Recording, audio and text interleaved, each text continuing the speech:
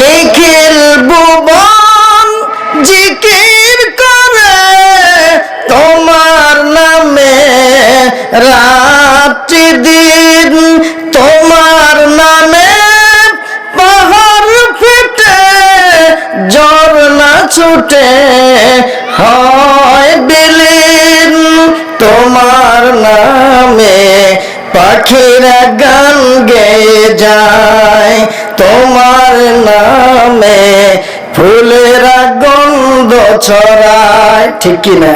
ফুল পাখিরা তোমার নামে, তোমার নামেই গায়ে যে গান। এই পৃথিবীর ওই আকাশের মালিক তুমি রহমান, লা ইলাহা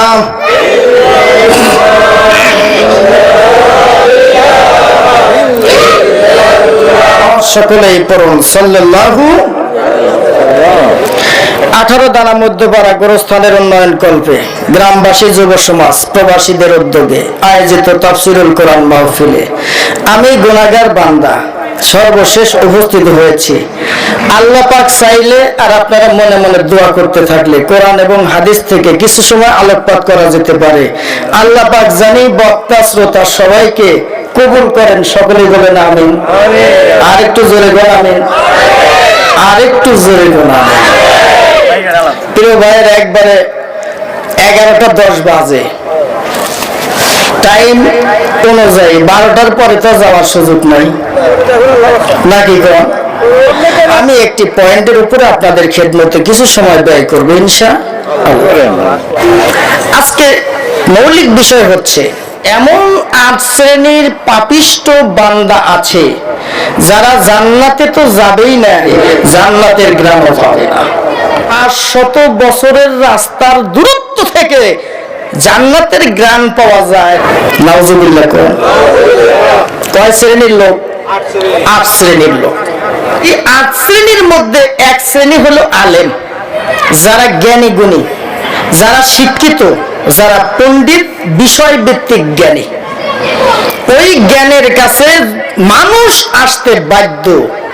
এই বাধ্য বিদায় তিনি অর্থনৈতিক সাপোর্ট ছাড়া, সহযোগিতা ছাড়া, লোভ ছাড়া কাউকে উপকার করে না। বুঝবেন এ মারাত্মক জাহান্নামী। 2 নম্বর পয়েন্ট, সাধারণ পাবলিক, এদের 2টা বৈশিষ্ট্যের কারণে জাহান্নামে যাবে। 3 শ্রেণীর হচ্ছে শাসক শ্রেণী, যারা সমাজকে নেতৃত্ব দেয়, রাষ্ট্রকে নেতৃত্ব দেয়, বিশ্বকে নেতৃত্ব দেয়। এই নেতৃত্বের আসনে বসে অনেতৃত্বের কথা বলে, কাজ করে, এরা জাহান্নামে যাবে তো যাবেই, জান্নাতের সুঘ্রাণও পাবে না। জোরে কর না নাউজুবিল্লাহ। 2 শ্রেণীর নারী। কয় শ্রেণীর নারী? 2 শ্রেণীর নারী জাহান্নামে হবে তাদের বাড়ি, আর জান্নাতের সুঘ্রাণ পাইতে তাদের হবে আরি, আর জান্নাতের সুঘ্রাণও তাদের নসিব হবে না। তাইলে প্রথম বললাম জ্ঞানী ব্যক্তিরা, জ্ঞানীদের থেকেই শুরু করি নাকি কম? যারা সমাজের ভিতরে পণ্ডিত, জ্ঞানী, দার্শনিক, বৈজ্ঞানিক, যাদের কাছে সাধারণ মানুষ যাইতে বাধ্য। 500 বছরের দূরত্ব থেকে জান্নাতের গ্রাম পাওয়া যায়। আমি একটা হিসাব ক্যালকুলেশন করছি, একজন মানুষ স্বাভাবিক হিসেবে হেঁটে যদি যায় তাহলে 16 মাইল যেতে পারে। কয় মাইল? সাধারণত যদি 1 সপ্তাহ হাঁটে তাহলে সে 112 মাইল যেতে পারবে। কয় মাইল? যদি 30 দিন হাঁটে সে 480 মাইল যেতে পারবে। কত মাইল? যদি সে 1 বছর হাঁটে তাহলে 5760 মাইল সে হেঁটে যেতে পারবে। তো 500 বছর দূরত্ব যাইতে তার কত মাইল হাঁটতে হবে? 28,80,000 মাইল শুধু হেঁটেই যেতে পারবে। তাইলে একজন এই 8 শ্রেণীর ব্যক্তি অন্তত জান্নাত থেকে 28,80,000 মাইল দূরে থাকবে। যদি হাঁটার দূরত্ব গতি ধরি, যদি বিদ্যুতের গতি ধরি, তাইলে তো হিসাব নিকাশ সব উল্টে যাবে। কথা বলুন ঠিক কিনা? আমার ভাইয়ের, আমার বন্ধুগণ,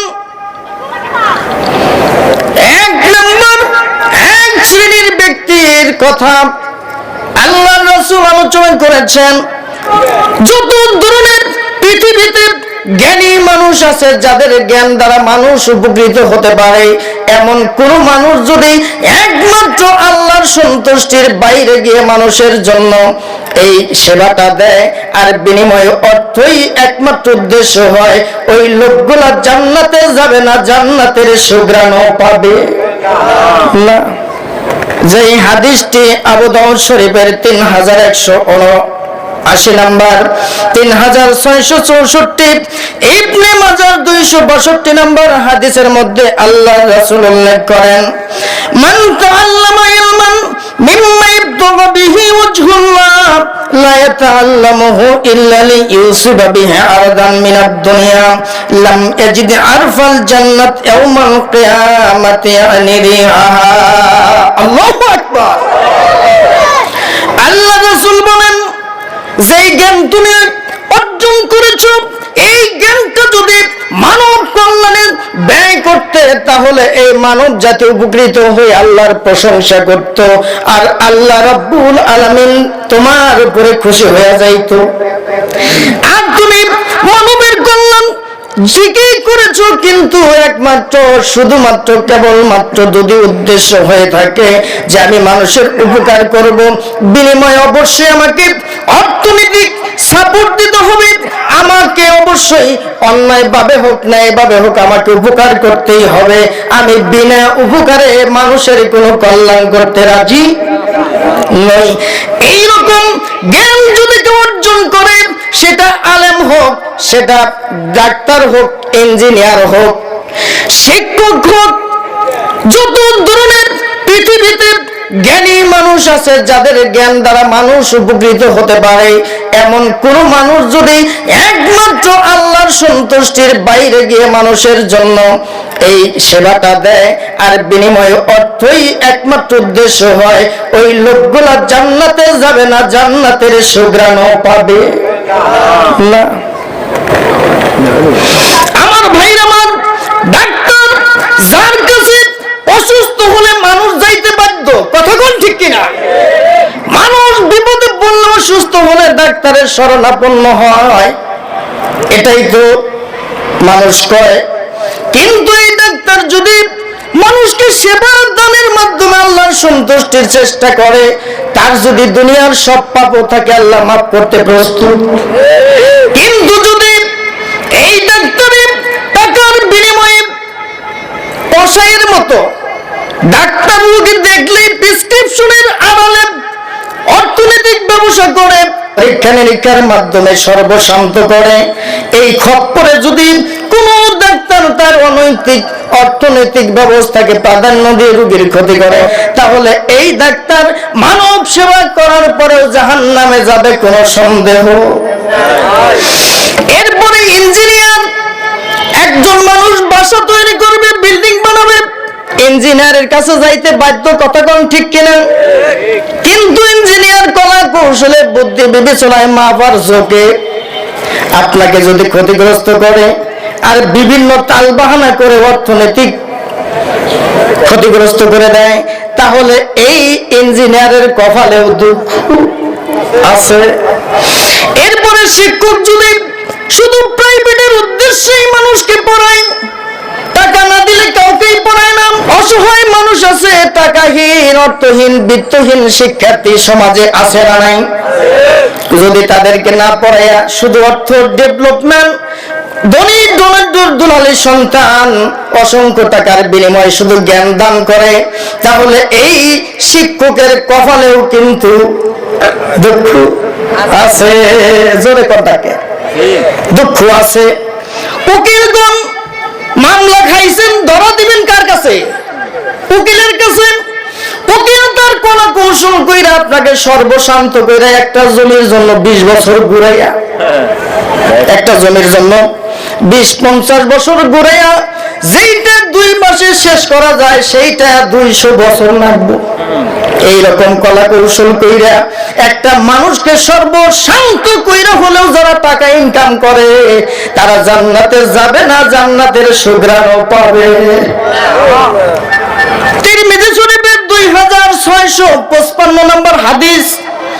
আল্লাহ রাসূল বলেন, মান তাআল্লামা ইলমান লিগাইরিল্লাহ আও আরাদা বিহি শাইউন, যেই ব্যক্তি জ্ঞান অর্জন করে আল্লাহর সন্তুষ্টির বাইরে অন্য কোন উদ্দেশ্যে, দুনিয়ার লাভে লোভে, দুনিয়াকে পাওয়ার জন্য, বাড়াখানা নির্মাণের জন্য, আল্লাহ রাসূল বলেন ফাল ইয়াতাবাউআ মাকআদাহু মিনান নার, সে যেন এই ইনকামের দ্বারা তাকে জাহান্নামের উপযুক্ত হিসাবে গ্রহণ করে নিল।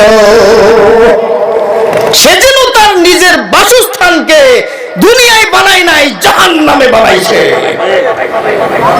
দুনিয়া তুমি বালাখানা বানাইছো তোমার জ্ঞান দ্বারা, মানুষের উপকারকে প্রাধান্য দেও নাই, মানুষের রক্ত খেয়ে তোমার বিল্ডিং হয়েছে। এই বিল্ডিং দুনিয়ায় হয়েছে বটে, জাহান্নামেও তোমার বিল্ডিং হয়েছে। আমার ভাইয়ের, আমার বন্ধুগণ, তাহলে জ্ঞান অবশ্যই দামি। জ্ঞানের কলমের কালি শহীদের রক্তের চেয়েও দামি, আলহামদুলিল্লাহ। কিন্তু সেই কলমের কালি দিয়া যদি মানুষের, হাজার মানুষের নিরাপত্তা বিনষ্ট করে দেন, আইন রায় দিয়া নিরপরাধ মানুষকে অপরাধী বানিয়ে দেন, দেওয়া যায় না ভাই কলমের খোঁচা দিয়ে? মিথ্যা মামলা দিয়া, মিথ্যা রিপোর্ট লিখে নিরপরাধ মানুষকে অপরাধী বানানো যায়, যেই কোন কৌশল করে মানুষের ক্ষতি করা যায়। এই জ্ঞান মানুষকে জান্নাতে নেয় না, বরং জাহান্নামের বাসিন্দা বানিয়ে দিবে। আল্লাহ রাসূল বলেন, যেই উপকারী জ্ঞান মানুষ অর্জন করেছে, এই জ্ঞান যদি মানুষের উপকার করার পরিবর্তে আল্লাহর সন্তুষ্টির বাইরে করে, উদ্দেশ্য শুধু টাকা, জ্ঞান গোপন করে, যেই ব্যক্তি তার জ্ঞানকে সংরক্ষণ করে মানুষকে সঠিকভাবে বলতে চায় না, টাকা ছাড়া প্রেসক্রিপশন যে দেয় ডাক্তারে 600 টাকা আগে নিয়ে নয়, কথা কোন ঠিক কিনা? এর বাইরে আপনি ঢুকতেই পারবেন না, জ্ঞানের দ্বারা বন্ধ। আল্লাহ রাসূল বলেন, তুমি তোমার জ্ঞানকে কপট দিয়ে ঢেকে রাখছো, প্রকাশ করো নাই, বলো নাই, মানুষকে বাধ্য করছো। আল্লাহ রাসূল বলেন, উলজিমা ইয়াউমাল কিয়ামা লিজামিন মিনান নার, এই সমস্ত বান্দাদেরকে জাহান্নামে আগুনের লাগাম পরে জাহান্নামে নেওয়া হবে। তুমি আজকে মুখে তালা লাগাইছো, গেটের তালা দিয়ে বুঝাইছো যে টাকা আগে দে, তারপরে কথা। আল্লাহ তোমারে লাগাম লাগাই রাখবো, জাহান্নামের আগুনের লাগাম। আমার ভাইয়ের, আমার বন্ধুগণ, দুনিয়াতে অনেক কারি থাকবেন, আলেম থাকবেন, মুহাদ্দিস থাকবেন, মুফতি থাকবেন, আছে না নাই? আল্লাহ রাসূল এদের ব্যাপারেও বলেন, তুমি আলেম হয়েছো, মুফতি হয়েছো, মুহাদ্দিস হয়েছো, এটা মানুষকে জাহান্নাম থেকে জান্নাতে নেওয়ার জ্ঞান, ঠিক কিনা কোন? আমি তুমি ভালো কিছু জানবা, তোমার আমল দেখে, কথা দেখে, চালচলন দেখে মানুষ শিখবে, অজানা বস্তু জানবে, আর মানুষ যদি এটা মেনে নেয় তাহলে জান্নাতি হয়ে যাবে। এই জন্য জ্ঞানী বিতরণকারী এবং জ্ঞান গ্রহণকারী দুনিয়ার সব মানুষের চেয়ে উত্তম ঘোষণা করেছেন কে? আল্লাহ রাসূল বলেন, মান তাআল্লামাল কুরআন ওয়া আল্লামা, সবচেয়ে শ্রেষ্ঠ দুই শ্রেণীর মানুষ তারা হলো কোরআন পড়ে এবং পড়ায়, জ্ঞানী না? কিন্তু আল্লাহ রাসূল বলেন, মান কারাল কোরআন ফাল ইয়াসআলুল্লাহ। হে সাহাবায়ে কিরাম, তোমরা শোনো, তোমরা কোরআন পড়বা, কোরআনের জ্ঞান অর্জন করবা, কোরআন পড়াইবা, বিনিময়ে আল্লাহর কাছে সাহায্য চাইবা। অভাব করেছো, কার কাছে চাইবা? আল্লাহর কাছে চাইবা। সাবধান, ফাইন্নাহু সায়াজিব আকামু ইয়াকরাউনাল কোরআন ইয়াসআলুনা বিহিন নাস, এমন একটা জামানা আসবে যেই জামানার মানুষ কোরআন পড়ায়ও টাকা নেবে, কোরআন পড়ে পড়ে এই জন্যই রাস্তায় দাঁড়িয়ে টাকার বাহাদুরি করবে। কোরআন পড়ে সুন্দর তেলাওয়াতের বিনিময়ে টাকা চাই মানুষের কাছে, চাই কি চাই না? চাইতে হবে আল্লাহর কাছে, রাস্তায় দাঁড়ায় চাই হুজুর টেহা দিয়ে যান। আমার ভাইয়েরা, দুঃখ লাগে যেই আলেমরা সমাজবাসীকে টাকা দিয়ে বুঝাইবো যে আল্লাহ রাস্তায় দান করা জরুরি, এই হুজুররাই সবার কাছ থেকে টাকা নিয়ে নিজেরা চলে। এইখানে কত মানুষ, সবাই সাধারণ মানুষ, সবাই টাকা দিল। এই মসজিদে কয়টা আলেম টাকা দিছে কোনছে দিয়ে? এই মাদ্রাসায় কয়জনে আলেম টাকা দিছে? এই কবরস্থানে কয়জন আলেম টাকা দিছে? সমাজে যদি 50-20 জন আলেম থাকে, ওই 20 জন মিলে সমাজ চালানোর কথা, কিন্তু দেখেন 20 জন আলেমই সমাজে টেয়া দিয়ে চলে। 20 জন আলেম কার টেয়া দিয়ে চলে? আলাদা কোনো ইনকামই নাই। আমার ভাইয়ের, আমার বন্ধুগণ, আলেমরা যদি সাধারণ মানুষের কাছে টাকা না চাইয়া বরং আল্লাহর কাছে চাইতো, আর এই কোরআন পড়া এবং শিক্ষাকে পেশা হিসাবে নয় বরং জ্ঞান বিতরণের কেন্দ্র বানাইতো, আলাদা ব্যবসা করে কামাই করত আর এখানে ডালতো, মানুষ তাদের মানতো। কতক্ষণ ঠিক কিনা? মানুষ তাদের মানে না, একটাই কারণ, যার কাছ থেকে নিয়ে তুমি চলো সে তোমাকে মানবে না, তুমি তার কথা মানতে পারতো। এই জন্য আল্লাহ রাসূল বলেন, হে সাহাবায়ে কিরাম, তোমরা কোরআন পড়ো, কোরআন শিক্ষা করো, বিনিময়ে আল্লাহর কাছে চাও। এমন একটা জামানা আসবে যে জামানার মানুষগুলো তোমার আল্লাহর কাছে না চাইয়ে কোরআন শিখা মানুষের কাছে ভিক্ষা করা শুরু করবে। কার কথা? আল্লাহ রাসূল বলেন, আহমদের 19,917, তিরমিজির 2,917 নম্বর হাদিস থেকে বলছি। আমার ভাইরা, আমার বন্ধুগণ, যারা দুনিয়ার মানুষের কাছে টাকা চাইবে, টাকা ছাড়া তাদের বাড়তি কোনো ইনকাম সোর্স থাকবে না, এমন আলেমের কপালে কি দুঃখ আছে? মিশকাতুল মাসাবির 2,217 নম্বর হাদিস থেকে বলছি। হাদিসটি বাইহাকি বিশুআবুল ঈমানের মধ্যে আল্লাহ রাসূল বলেন, মান কারাল কুরআন আইয়াকুম বিহিন নাজ্জা ইয়াউমাল কিয়ামাহ ওয়াজহুহু আযমুন লাইসা আলাইহি লাহমুন। আল্লাহু আকবার। যারা মানুষের কাছে চাইবে, কোরআন শেখা এবং শেখানোর মাধ্যমে শুধু মানুষের কাছেই চাইবে, এছাড়া তাদের কোনো ইনকাম সোর্স নাই, এটাই তাদের ব্যবসা, এটাই তাদের পেশা, এটাই তাদের নেশা। কিয়ামতের মাঠে তাদের মুখে কোনো মাংস থাকবে না, মাংসগুলো শুধু হাড়গুলো থাকবে। দুনিয়ার এই টাকা দিয়ে শুধু টাকা খায় নাই, তাদের চেহারার মাংসগুলোই যেন খেয়ে ফেলেছে।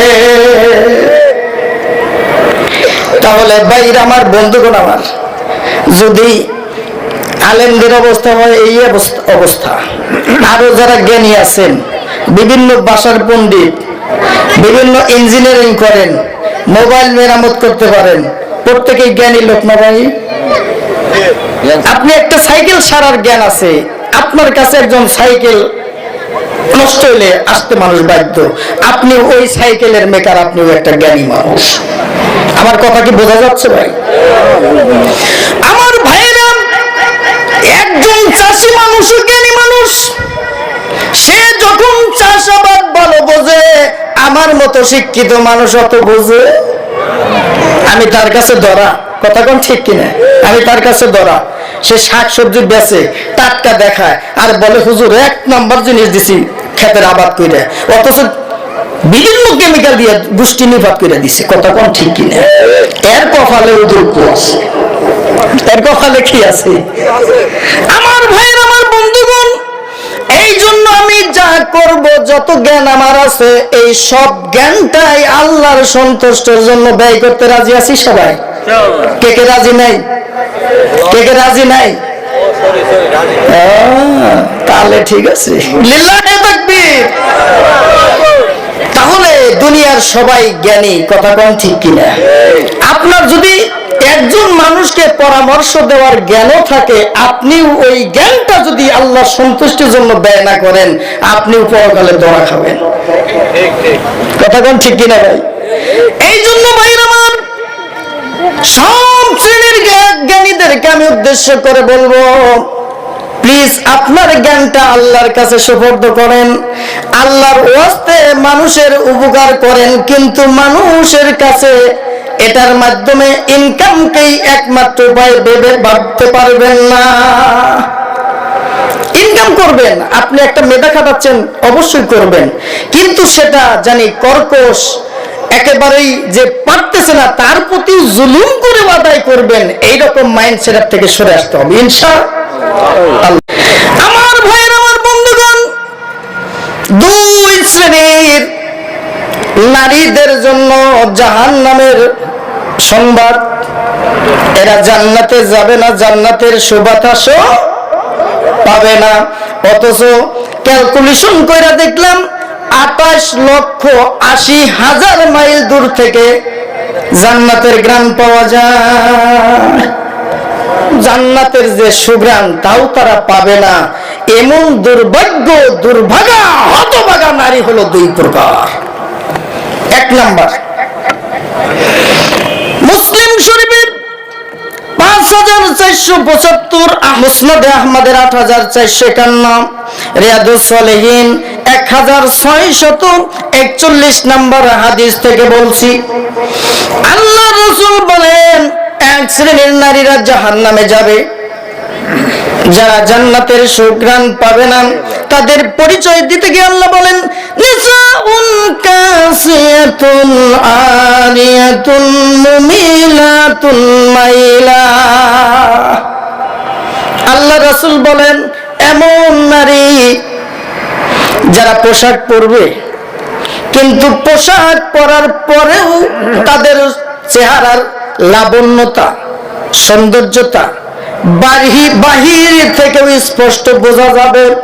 শাব্দিক শব্দ দ্বারা বোঝানো হয়েছে পোশাক পরিহিত উলঙ্গ নারী। পোশাক পরছে কিন্তু উলঙ্গ মানুষ, আর এর মধ্যে খুব একটা পার্থক্য করা যায় না।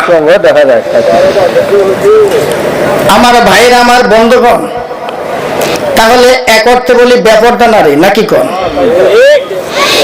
এই নারীগণ পোশাক পরবে কিন্তু তারা যুবকদের আকৃষ্ট করবে। যুবকদের তো মাথা নষ্টই করে দিব রাস্তা দিয়ে যাইয়া। যেই লোকটা বুড়া, ভালো করে দেখতে পায় না, চশমার আড়াল দিয়েও যদি একবার দেখে তাও কেন আর একবার দেয়া নয়, কেন জানি যায় রে। বুড়া মানুষের চোখটাও ডিস্টার্ব হয়ে যায়। এইরকম সাইজ কইরা, বেসাইজের পোশাক পইরা, নানান রং দইরা, ডং দইরা, নানান কোনা কৌশলে হাইটা মানুষের, পুরুষ মানুষের ব্রেনকে যারা আক্রমণ করে নিজের চেহারা এবং সৌন্দর্য প্রদর্শনের দ্বারা, এই সমস্ত নারীরা জান্নাতে যাবে না, জান্নাতের ঘ্রাণও পাবে না। এদের উদ্দেশ্য হলো দুইটা। কয়টা? আল্লাহ রাসূল বলেন, মুমিনা, এক নম্বর উদ্দেশ্য হলো সমাজের ভিতরে এক শ্রেণীর যুবক থাকবে, তাদেরকে তারা আকৃষ্ট করবে। কি করবে? আকৃষ্ট করবে। যেদিকেই যাবে সেই দিকে প্রেমের সুবাতাস ছড়ায় দিবে। আর রাত্রে এসে হিসাব করব, তোমার কয়জনে সেকা খাইছে, কয়জনে তোমার ক্রাশ খাইছে, কয়জনে তোমার একবার চট্টিবি মারছে, এটা নিয়ে হিসাব বসে। কথা কোন ঠিক কিনা? এই যে তুমি রূপসী সাইজা, নানান রূপগুণ ধইরা, চেহারা সৌন্দর্য প্রকাশ কইরা মানুষকে যে সারা রাস্তায় বিলাইয়া আসলা, তুমি তোমার জান্নাত হারাইয়া জাহান্নামের রাস্তায় আসছো। তোমার জন্য জান্নাত হারাম হয়ে গেছে, তোমার জন্য জাহান্নাম অজীব হয়ে গেছে।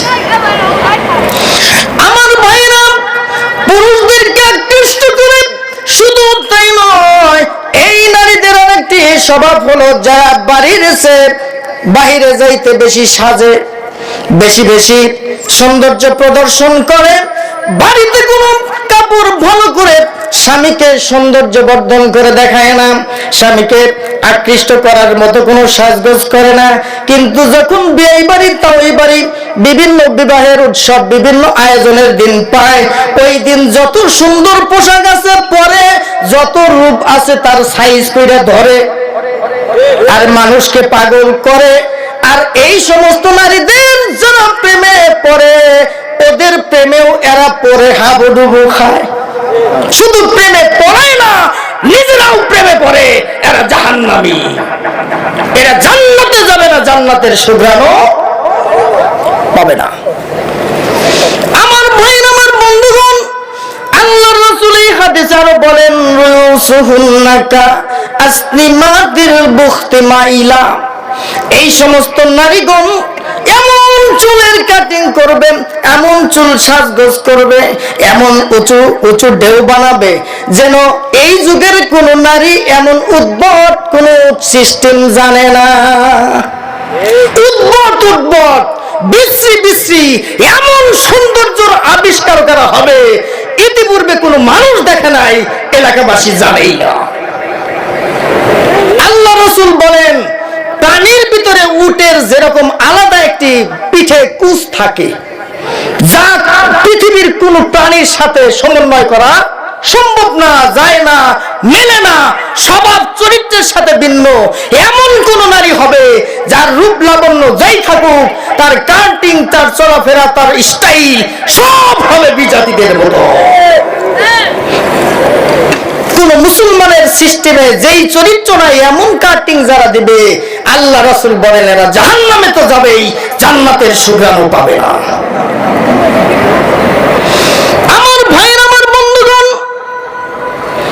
এই সমস্ত নারীদেরকে আমি অনুরোধ করব, আপনাদের তিনটি জাহান্নাম থেকে যদি কোন নারী বাঁচতে চান, ইতিপূর্বে দেবর বাসুর ননদ, এলাকার পাইকারি ভাইদের, রাস্তায় অপরিচিতদের সারা জীবন যত ডিস্টার্ব করছেন, আজকে থেকে বন্ধ করেন। কথা কোন ঠিক কিনা? আজকে থেকে এই বিভিন্ন সাজগোজ বন্ধ করবেন, বাইরে যাবেন না। এক নাম্বার, তিনটা কাজ দেব নারীদের। কয়টা কাজ? এক নম্বর, সৌন্দর্য প্রদর্শন করে বাহিরে যাওয়া হারাম। এটা ঘোষণা কার? আল্লাহ পাক বলেন সূরা আহজাব আয়াত নাম্বার 33। এইখানে আল্লাহ রাব্বুল আলামিন সংবিধান দিলেন, আইন প্রণয়ন করলেন, যারা জান্নাতি নারী হবে তাদের বৈশিষ্ট্য। আল্লাহ পাক বলেন, ওয়াকরনা ফি বুয়ুতিকুন্না ওয়ালা তাবাররুজনা তাবাররুজাল জাহিলিয়াতিল উলা। আল্লাহু আকবার। আল্লাহ পাক জানাই দিলেন, হে নারী, তোমরা থাকবা বাড়ি, চলবা না সহজে গাড়ি।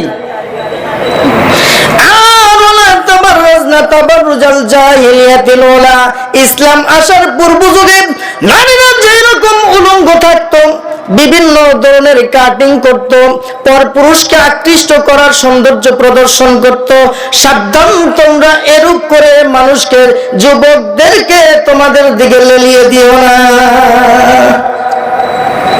তোমরা তোমাদের পোশাককে শালীনতা পোশাক পরো, সাবধান সাজগোজ করে তোমাদের সমস্ত সৌন্দর্যকে প্রদর্শনীর সৌন্দর্য বানাও। আমাদের দেশে দেখবেন বিভিন্ন সময় দেখবেন সুন্দরের প্রতিযোগিতা, ক্লোজ আপ ওয়ান, বিশ্ব সুন্দরী প্রতিযোগিতা, কাছে আসার গল্প। কাছে আসতে আসতে তো অবস্থা খারাপ, কথা কোন ঠিক কিনা? মাঝে মধ্যে দেখবেন বিশ্ববিদ্যালয়ের আশেপাশে ড্রেনের মধ্যে বাচ্চা পোলাপান পইরা রয়েছে। এটা কি জারজ পোলাপান না বৈধ? এরপরে যেটা হয়েছে এটা দুনিয়ার কাউকে দেখানোর বোঝানোর সুযোগ বৈধভাবে নাই, এই জন্য এই ঘটনা ঘটে। কথা কোন ঠিক কিনা? আমার ভাইয়ের, আমার বন্ধুগণ, এই জন্য আমি অনুরোধ করব নারীদেরকে আল্লাহর বিধান সম্পর্কে জানুন।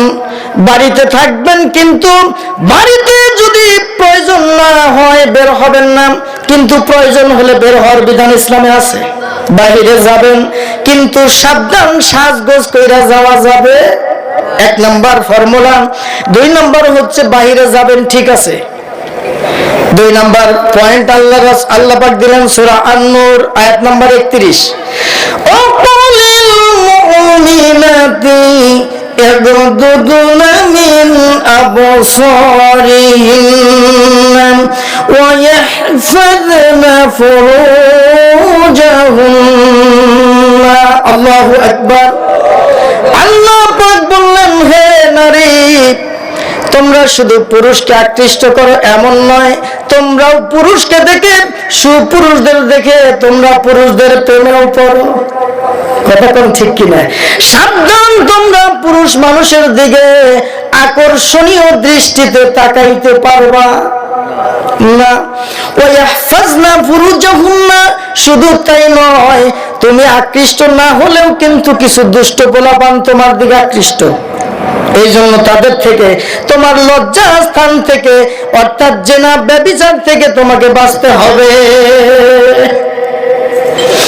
3 নম্বর বিষয় হলো শরীর এবং বুক এবং মুখ তোমাকে ঢেকে রাখতে হবে। কার কথা? আল্লাহর কথা। সূরা নূর আয়াত নাম্বার 31, ওয়াল ইয়াদরিবনা বিখুমুরিহিন্না আলা জুনুবিহিন্না। আল্লাহ পাক বললেন, নারীরা যেন তার আঁচল দিয়ে তার বডিটা ঢেকে রাখে, মাথার থেকে কাপড়টা বডি পর্যন্ত যেন ঢাকা থাকে। আলহামদুলিল্লাহ। এরপরে আল্লাহ পাক আর এক আয়াতে সূরা আহজাব আয়াত নাম্বার 59, এখানে বললেন, ইদুনিনা আলাইহিন্না মিন জালাবিবিহিন্না, চাদর দিয়ে তারা যেন তাদের বিভিন্ন আকর্ষণীয় অঙ্গগুলো ঢেকে রাখে। এর মানে হচ্ছে কমপ্লিট এমন একটা ড্রেস যা দেখলে পরলে একজন যুবক দ্রুত গতিতে আকৃষ্ট হতে না পারে। বিষয়টা ক্লিয়ার না ভেজাল আছে? ক্লিয়ার। এর মানে পর্দার সাথে চলতে হবে, কোনো সমস্যা নাই, কিন্তু রং ডং কইরা, বাতাস মোহিত কইরা, এলাকার ছেলেদের পাগল কইরা চলবা, এটা চলবে না। এটা জাহান্নামে যাওয়ার সার্টিফিকেট। আল্লাহ পাক বুঝদান করুক, সকলেই করুন আমিন। আমার ভাইরা, আমার বন্ধুগণ, আমি যুবকদের বলবো 2টা কথা। কয়টা?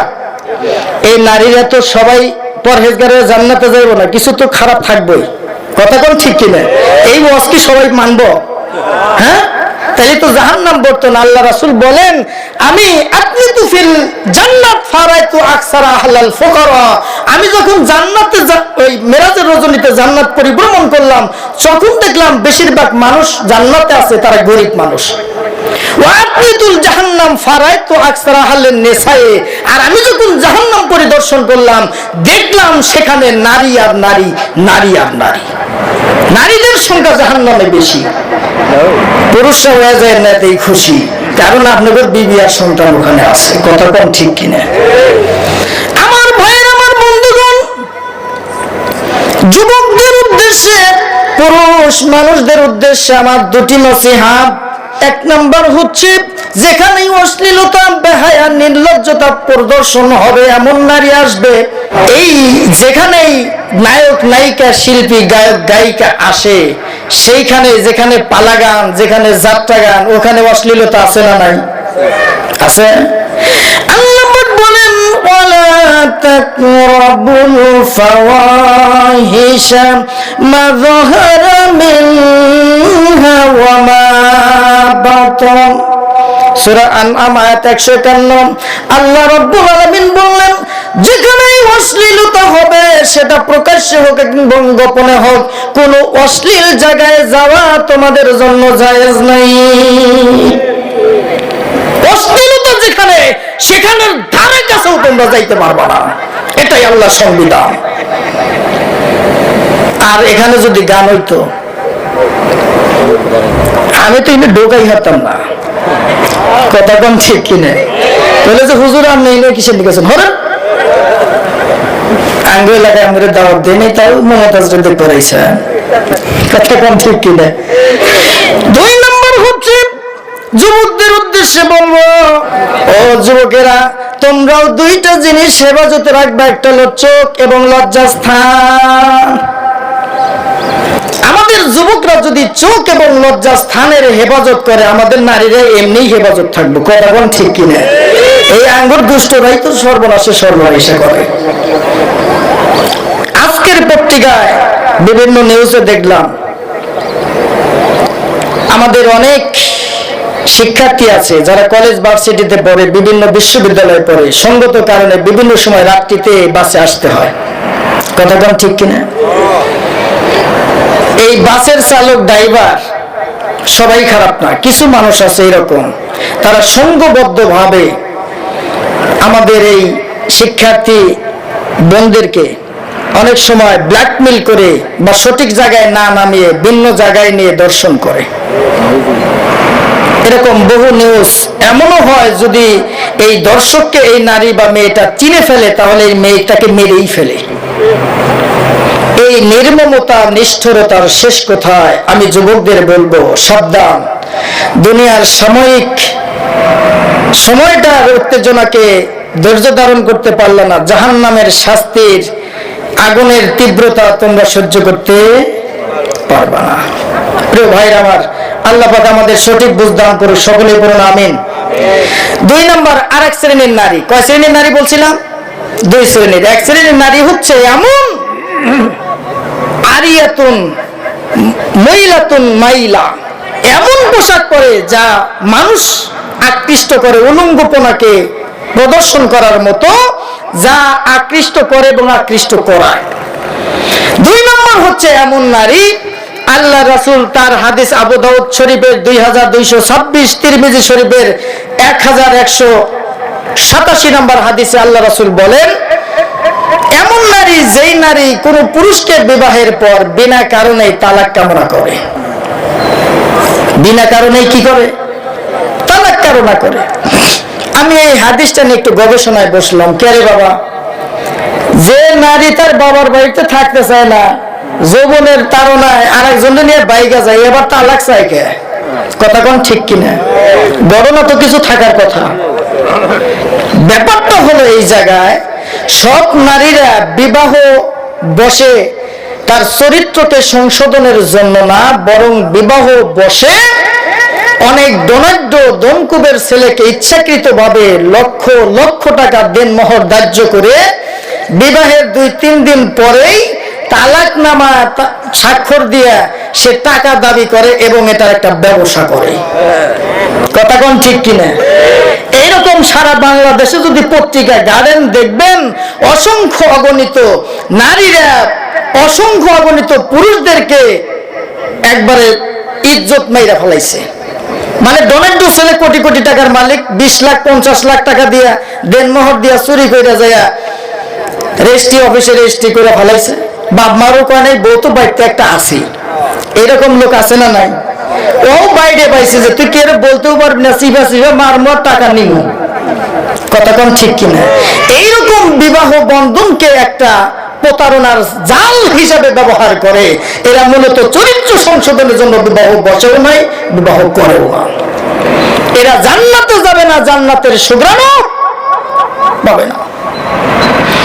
আমার ভাইয়ের, আমার বন্ধুগণ, মুসলিম শরীফের 2813 মিশকাতুল মাসাবির 71 নম্বর হাদিস থেকে বলছি, আল্লাহ রাসূল বলেন, দুনিয়ার মধ্যে ইবলিস সমুদ্রের মাঝখানে একটি তার আসন সিংহাসন বসায় রাখছে।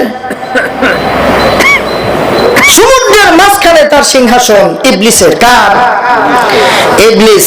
ইবলিস ওখান থেকে সকাল বেলায় রাজমিস্ত্রির ওস্তাগার যেরকম সকাল বেলায় কে কোন জায়গায় কাজ করবো লিস্ট দেয়, বিকালে জমা নেয়, টাকা পয়সা হিসাব করে দেয়, ঠিক তেমনি ইবলিস সকাল বেলায় সব শয়তানকে পাঠায় দেয় যে সারা বাংলাদেশে যাবি, বেপরদা নারী বেপরদা পুরুষ টাউট বাটপার সবাই রে ফেতনায় ফালাইয়া আকাম কুকাম যত করতে করাইতে পারবি তার জন্য পুরস্কার আছে। পুরস্কার বন্টন করে, ঘোষণা করে। তো সব বাটপার সিটার শয়তান, মানে শয়তানের ছেলেপেলেরা বিকালে যায় ওখানে যায় হিসাব নিকাশ মিলায়। এ কয় আমি এই ফেতনা বাজাইছি, বাইরে বাইরে ঝগড়া করছি, করাইছি, মারামারি ঘোরাঘুরি করাই দিছি। এইভাবে বিভিন্ন ধরনের ফেতনাবাজির মাধ্যমে সমাজে অশান্তি যে বিস্তার করাইছে, এইটা নিয়ে প্রধান ইবলিসের কাছে যা ফর্মুলা দেয়, জবাবদিহিতা করে। সবাইকে বলে তোমরা কিছুই করো নাই, তোমাদের খুব একটা ভালো হয় নাই, তোমাদের পারফরমেন্স ভালো না। এক ইবলিস এসে, এক শয়তান এসে বলে, ওস্তাদ আমি তো একটা কাম করছি। বলে কি করছস? বলে স্বামী এবং স্ত্রী বাচ্চা নিয়ে মারামারি, এটার থেকে 2 স্বামী স্ত্রীর মধ্যে ঝগড়া, এমন ঝগড়া বাজায় দিয়েছি, স্বামী তার স্ত্রীকে তালাক দিছে, স্ত্রী তার স্বামীকে বান তালাক দিছে। আল্লাহ রাসূল বলেন, এই ইবলিস এই শয়তানকে বলে বাহবা দেয়, সিলট দেয় এবং এবং তাকে সংবর্ধনা দেওয়ার জন্য সবাইকে বলে তোমরা কি করছো, এই শয়তানি সবচেয়ে আজকে পুরস্কার পাবে, প্রধান পুরস্কার। এই ইবলিস তাকে শুধু সংবর্ধনাই দেয় না, আল্লাহর রাসূল বলেন এই ইবলিস ওই শয়তানের সাথে কোলাকুলি করে। যে স্বামী তার স্ত্রীর সাথে তালাক দেওয়াইছো মানে জেনার রাস্তা তৈরি করে দিছো। এই যে তালাক যে পুরুষটা দিছে ওই রাইতেই চিন্তা করব আমার সাথে পূর্ব কোন যুগে কোন বান্ধবী ছিল, দেহিওয়ার কোন অবস্থা, আমার বউ তো গেছে, এখন তো আমি ফিরি, খালি ঘুরমর পাইকারিদের ফোন করবো, কথা কোন ঠিক কিনা। এই স্ত্রী চিন্তা করবো হায় হায় আমি তো এখন তালাক দিয়ে ফেলেছি, যা হইছে হইছে। আমার যত পূর্বপুরুষ বন্ধু আসছিল, ক্লাস ফ্রেন্ড আসছিল, এদের কার সাথে আবার একটু প্রেম প্রীতি কইরা সময়টা কাটানো যায়, এইভাবে জেনা ব্যভিচার ছড়াইয়া যায়, কথা কোন ঠিক কিনা। স্বামী এবং স্ত্রীর মধ্যে ঝগড়া হয়, স্বামী স্ত্রীর সাথে কেউ কথা বলেছে এতটুক সন্দেহে নিজের সন্তানকেও আর একজনের সন্তান বলে রাগান্বিত হয়। এরকম খাস্টা মার্কা পুরুষ আছে না নাই? নিজের সন্তান দেখো এটা তো আমার না, এটা তুমি বুঝে যার সাথে কথা কও এটার বান, নাউজুবিল্লাহ কেমন যায়। আর এক ব্যাপারে আল্লাহ রাসূল বলেন এমন নারী আছে স্বামী থাকার পরেও অন্য পুরুষের সাথে দৈহিক সম্পর্ক স্থাপন করে, আমরা বাংলা ভাষায় কেউ পরকীয়া করে। এই পরকীয়ার মাধ্যমে যেই সন্তান তার জন্মগ্রহণ করে এই সন্তানকে স্বামীর সন্তান হিসাবে পরিচয় দেয়, সন্তান হয়েছে আর একজনকে দিয়ে স্বামীর পরিচয় বড় করে। আল্লাহ রাসূল বলেন যেই সন্তান যেই বংশের না এই বংশ পরিচয় দিয়ে যদি মা অন্যায় ভাবে পরিচয় গোপন করে বড় করে এই মাও জাহান্নামে যাবে, জান্নাতের সুগ্রাণ পাবে না। এই ভয়াবহতা সমাজে কমছে না বাড়ছে? এই জন্য আমার প্রিয় ভাইরা, আমার বন্ধুগণ, আমি অনুরোধ করব প্রত্যেক ব্যাপারে স্বামী স্ত্রীর সাথে সব সময় রাগান্বিত হলে চুপ করবেন, রাগান্বিত হলে চুপ করবেন, কোনো কথাই করবেন না। বলে 2 দিন তোর সাথে কথা বলবো না তাও ভালো, কিন্তু আবিজাবি করে অন্তর নষ্ট করে 1 মিনিটের ভিতরে মাথা নষ্ট করে স্টকও করেন না, আবার স্ত্রীর তালাক দিন না, কথা কোন ঠিক কিনা। ধৈর্যের ব্যাপার আছে, যুদ্ধ বাড়ির বউয়ের সাথে যুদ্ধ করে পারা লাগে না, ধৈর্য ধরে যেটা যায়, কথা কোন ঠিক কিনা। আপনি যদি ধৈর্য না থাকে তাহলে সম্পর্কটা তিতাই হবে। খুবই ধৈর্যের দরকার। কি দরকার? ধৈর্যের দরকার। মা ভগ্নীদের বলবো পুরুষ মানুষ এমনি রাগী, সারাদিন কাজ করে এসে মাথা তো এমনি গরম থাকে, আপনারা একটু চুপ থাকবেন, রান্নাবাড়ির ব্যাপারে একটু সতর্ক থাকবেন। আল্লাহ বুঝদান করে সকলে আমি সমস্যা আছে, প্রত্যেক সমস্যারই সমাধান আছে, কথা কোন ঠিক কিনা। আমি বলছিলাম 3 শ্রেণীর শাসক তারা জান্নাতে যাবে না, জান্নাতের সুগ্রাণও পাবে না।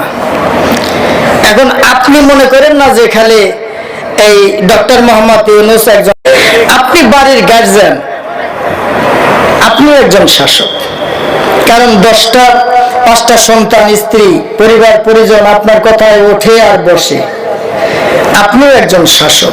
এই চিন্তা থেকে শুনতে থাকুন, যেটুকু আপনার মনে হবে আমার চরিত্রের মধ্যে সমস্যা আছে একটু একটু আস্তে করে চরিত্রকে সংশোধন করবেন। পারবেন না ভাই? যদি পারেন তবে এই আলোচনা সার্থক। আমার ভাইয়ের, আমার বন্ধুগণ, হাদিসটি বুখারী শরীফের 6914 নম্বর এবং তিরমিজি শরীফের 1403 নম্বর হাদিস থেকে বলছি। আল্লাহ রাসূল বলেন আলামান কাতালা নাফসান মুআহিদাতান লাহু যিম্মাতুল্লাহ ওয়া যিম্মাতু রাসূলিহি ফাকাদ আখবারা বিযিম্মাতুল্লাহ ফালা ইয়ারা রাইহাতাল জান্নাহ। আল্লাহু আকবার। আল্লাহ রাসূল বলেন কোন শাসকের অধীনস্থ কোন ব্যক্তিরা যদি নিজ দায়িত্বে থাকে, নিরাপত্তা পাওয়ার অধিকার রাখে, কোন শর্ত যুক্ত থাকে, এমন কোন নির্ভীক নির্বিঘ্নে নিরাপত্তায় বসবাস করার অনুমতি, বৈধ অনুমতি থাকার পরেও কোন নিরপরাধ মানুষকে, নিরপরাধ অনুসারীকে, নিরপরাধ নাগরিককে, কোন শাসক বা শাসক শ্রেণীর কেউ যদি কাউকে হত্যা করে, আল্লাহর রাসূল বলেন তারা জান্নাতে যাবে না, জান্নাতের সুঘ্রাণ পাবে না।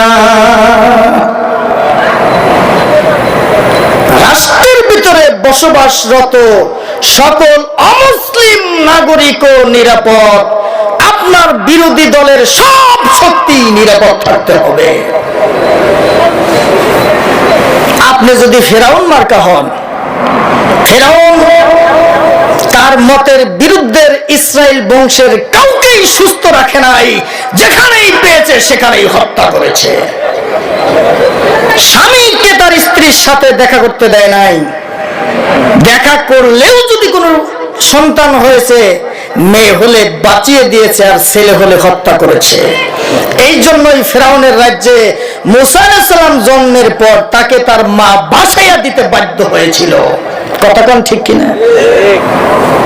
তো আমাদের দেশে বা আশেপাশের দেশে যদি কোনো শাসক ভিন্ন মত ভিন্ন পথের লোককে পাইকারি দরে গুলি করে মারে, গুম করে, খুন করে, হত্যা করে, জেল জুলুম করে, মিথ্যা মামলা দিয়ে ফাঁসির কাস্টে ঝুলায়, বুঝতে হবে দুনিয়ার শেষ হবে, কিন্তু পরকালের শাস্তি শেষ হবে।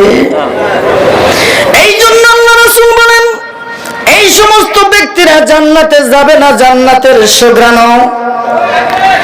আল্লাহ রাসূল এটাও বলেন শুধু মানুষ নয়, মানুষ যদি কোন একটা বিড়াল ছাড়া কেউ অন্যায়ভাবে হত্যা করে, তাহলে ওই ব্যক্তিও সমস্ত আমল থাকার পরেও অপরাধের কারণে জাহান্নামে যাবে। বুখারী শরীফের 2365 এবং মুসলিম শরীফের 5748 নম্বর হাদিস।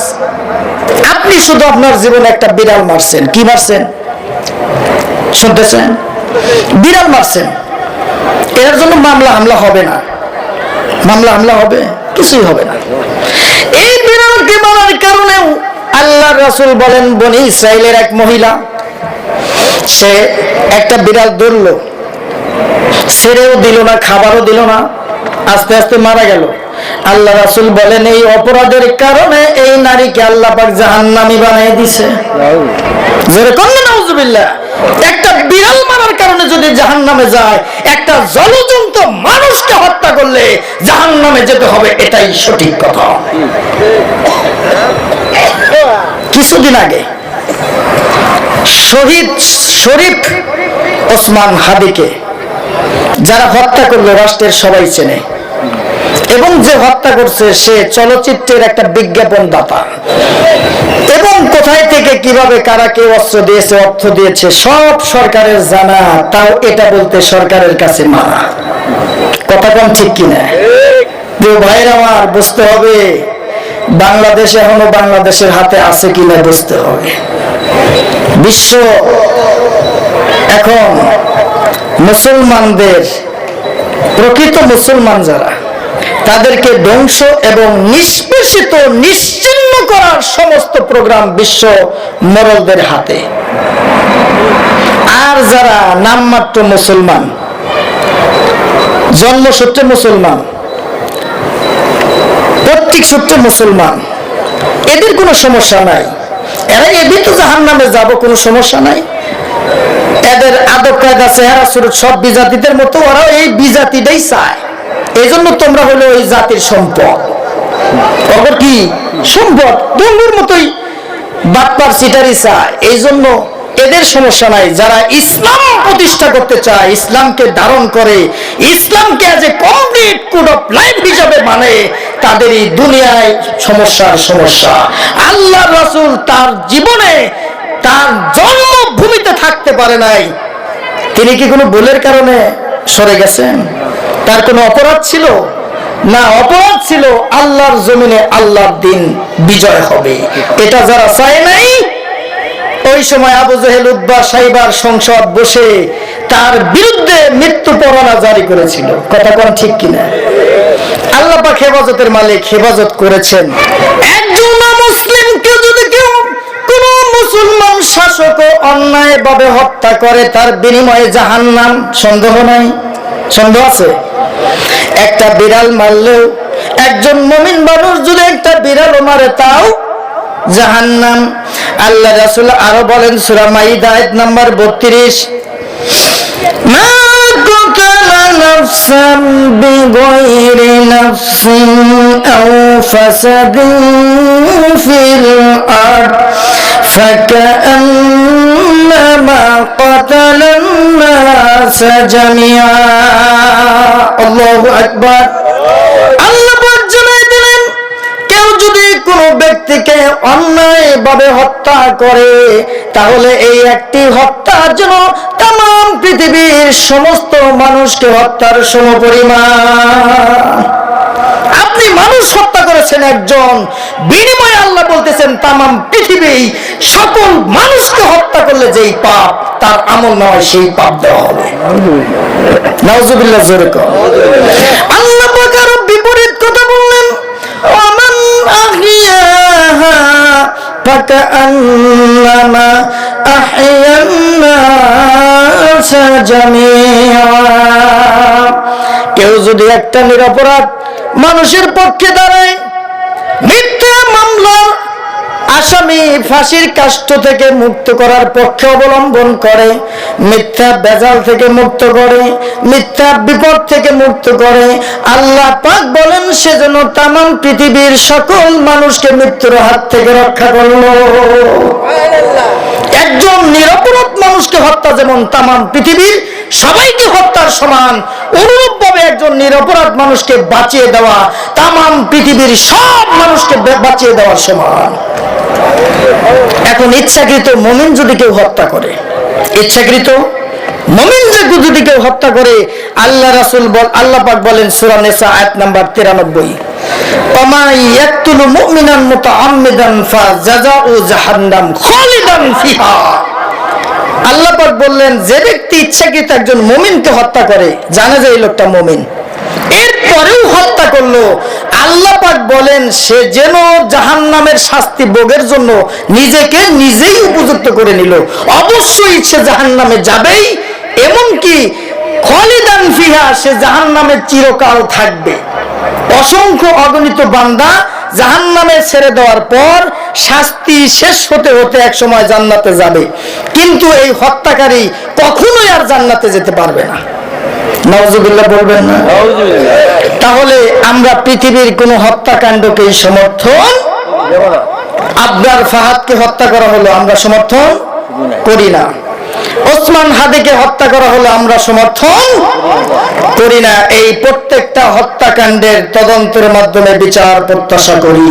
আল্লাহ পাক জানে এই জমিনে সমস্ত হত্যাকাণ্ড মুক্ত একটি শান্তি, স্বস্তি এবং নিরাপত্তার বাংলাদেশ তৈরি করার তৌফিক দান করে সকলেই করুন আমিন। 2 নম্বর শাসক, কয় নম্বর শাসক? 2 নম্বর শাসক হচ্ছে আল্লাহ রাসূল বলেন, মা মিন আবদিন ইস্তারাহুল্লাহু রায়্যান ফালাম ইয়াহুদ বিনাসিয়াতান ইল্লা লাম ইয়াজিদ আরাফাল জান্নাহ।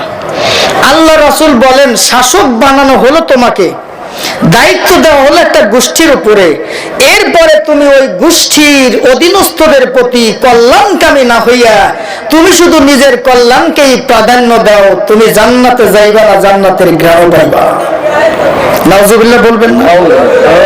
একজন মেম্বার ওই ক্ষেত্রে দায়ী, নানান কথা কলা কৌশলে মেম্বার হয়েছে, হওয়ার পরে ওনার মেম্বারে ভালো লাগে না, এমন মাতবার হয়েছে, ডাকলি মনে করেন যে গমের থেকেই ওঠে না, বিপদে পড়লে পাশে দাঁড়ায় না, এমনকি বিপদে পড়লে আর একজনের কয় যে ওর বিপদ বাড়াইয়া দেখছে 10,000 টাকা মাইক দেওয়া যায় নাকি, আরো 2 জন যদি ফোন দিয়ে ওর মনে কর যে ব্রেন্ডারে নষ্ট করে দেয়, এখন তুই তাড়াতাড়ি যে মেম্বারের পায়ে ধর, আর কিছু কইস না, আমার কাছে খালি 10,000 টাকা দিস, আমি গুপুত করে তোর মামলা খালাস করে দিই। কথা কোন ঠিক কিনা? এই গুপ্পুইটা বুদ্ধি করে আল্লাহ গুপ্পুত করে উদ্ভুত করে জাহান্নামে ফেলাই দিবে ইনশাআল্লাহ। আল্লাহ পাক হেফাজত করে সবাই বলেন। এইরকম সমাজের বাটপার মার্কা মেম্বার, চেয়ারম্যান, এমনকি মাতবার আছে না নাই, যারা মানুষের বিপদে পড়লে আরো বিপদ বাড়াইয়া অর্থ সম্পদ লুটপাট করে নেয়, বাধ্য করে অর্থ বের করে নেয়, আরো বিপদ বাড়ায় দেয়, সমাজকর্মী না, এরা হচ্ছে সমাজ দুঃস্থ, এরা সমাজের লুণ্ঠনকারী। আল্লাহ পাক এদের থেকে আমাদের সমাজকে হেফাজত করুন, সকলেই পড়েন আমিন। হযরত ওমর রাদিয়াল্লাহু তাআলা আনহু প্রতি রাত্রিতেই ঘুরতেন, প্রজাদের খবর নিতেন। একদিন দেখলেন বুড়ি মানুষ পাতিলের ভিতরে খালি নাড়াচাড়া করে, কোনো রান্নাবাড়ি নাই, পোলাপান কান্না করতে করতে ঘুমায় পড়ছে। আল্লাহ রাসূলের এই প্রিয় সাহাবী হযরত ওমর চিন্তা করলেন ঘটনা কি শেষ পর্যন্ত দেখি।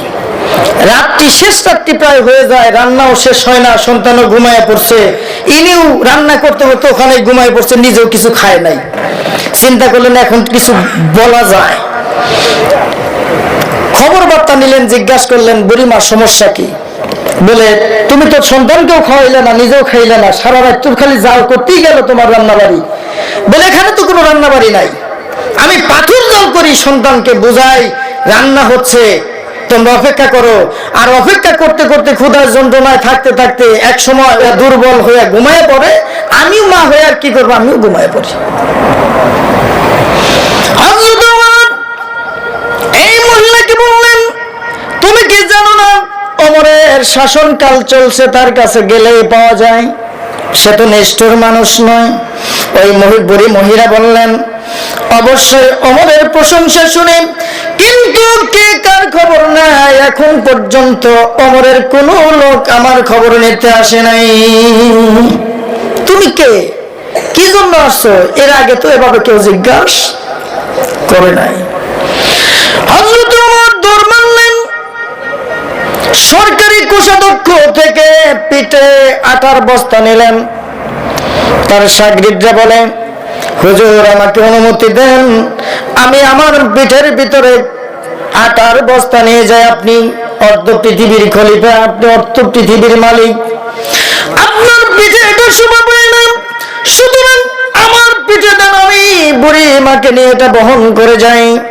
হযরত ওমর বললেন শোনো, তুমি আজকে আমার পিঠের বোঝা বহন করে বুড়িমার কাছে নিয়ে যাবে সত্য, কিন্তু আল্লাহর আদালতে কিয়ামতের ময়দানে যেই দিন এই বুড়িমা আমার বিরুদ্ধে বিচারে প্রার্থী হবে, আমাকে খাবার দেয় নাই, খবর নেই নাই, সেই দিন আমার পিঠের উপর থেকে এই প্রশ্নের বোঝাকে সরাই দিবে।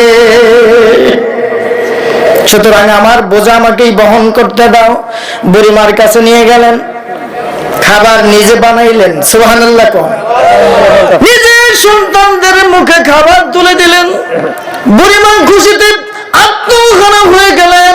ওই সময় বলে গেলেন সকালবেলা হযরত ওমরের কোষাধ্যক্ষে যাইবা, আমি বলে দিলাম আমি ওই কোষাধ্যক্ষের লোক, ওই পক্ষের লোক, সুতরাং তুমি ভয় পেও না, ওমরের সামনে থেকেই তোমাকে আরো পুরস্কার দেওয়া হবে। সকালবেলা বুড়িমা যায় দেখে মহা সিংহাসনে তিনি বসে আছেন, যিনি পিঠে বহন করে আটা বানায় খাওয়ায় নিলেন।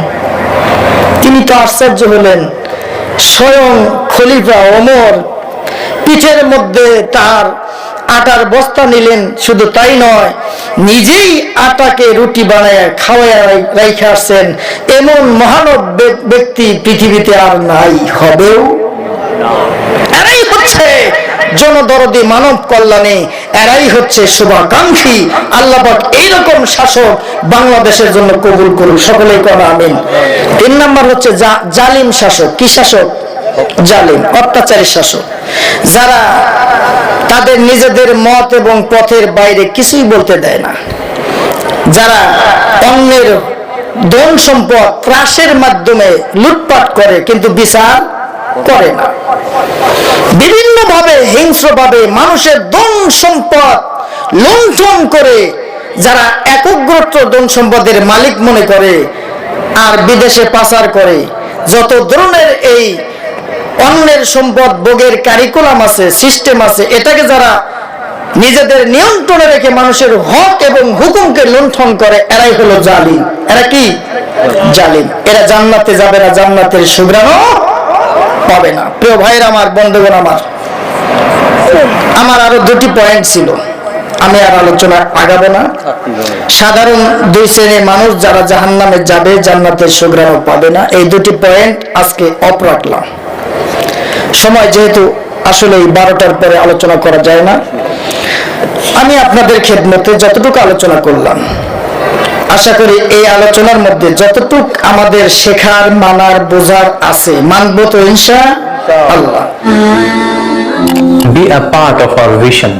Do listen and share the khair. Be with our official social media handle.